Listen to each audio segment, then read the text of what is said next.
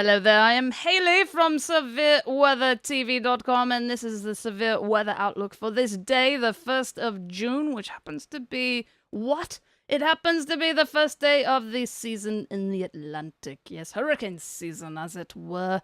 So, here's what's going on at the moment. 70% chance in the eastern Pacific, and then it's a near 0% chance in the Atlantic. We'll talk about that in a second. Next storm names are Boris and Arthur.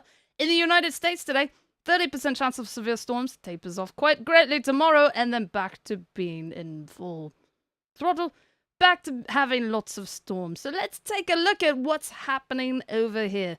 So again, over here out in the Atlantic, first day of the hurricane season, and there's already something on the map. 0% chance at the moment, we'll talk about that.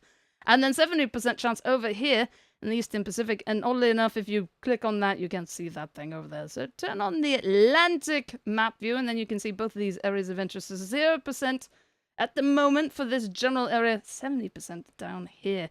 So, in the next 5 days, though, this thing that at the moment is 70% bumps to a 90%. So this may well be the future, if it reaches tropical storm status, future tropical storm Boris. This, however, would be Arthur. It's 0% at the moment, or near 0%, but 20% in the next 5 days. So maybe, and we'll take a look at the models.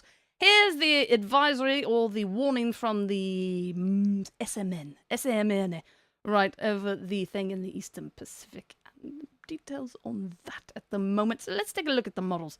So over here on the left is the ECMWF. This is the GFS. GFS always tends to be a little bit more favorable. This thing skips ahead in 24-hour increments, whereas this skips ahead in 3-hour increments. That's why this one was moving quite quickly. Yesterday, over here with the GFS, the Atlantic definitely showed something. It looked kind of extra tropical. Didn't look like the winds were very well kept together at the center, but it was actually showing something much more favorable forming out there, and then not much of anything today. So ECMWF over here definitely showing the potential for something in this area, maybe tropical depression, tropical storm, and this thing is showing something wrapping up there as well. Here is a graphic showing the probabilities from the different models, or not the probabilities, but what the different models think will be the intensity of this storm. So most of them are actually showing it, or maybe it's about 50-50.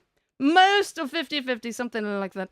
Showing it reaching tropical storm status. So if that were true, this would be tropical storm Boris in the Eastern Pacific. One of them is thinking it's going to be a hurricane, but I don't know about that. So yes. In the United States, here is an overview of the severe threat for the next few days. This is today. Tomorrow tapers off. Then 30% chance on both of these days. Here is what is happening at this very moment. 12 severe weather warnings all over the place. You've got a special marine warning up there at the moment.